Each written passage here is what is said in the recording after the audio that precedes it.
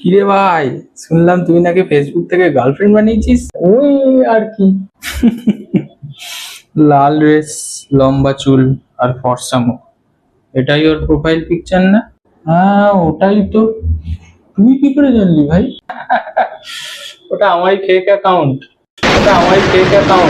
লম্বা চুল আর ফর্সা মুখ, এটাই ওর প্রোফাইল পিকচার না? ওটা আমারই ফেক অ্যাকাউন্ট।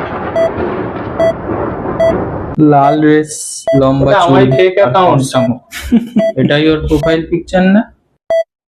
ওটা আমারই ফেক অ্যাকাউন্ট।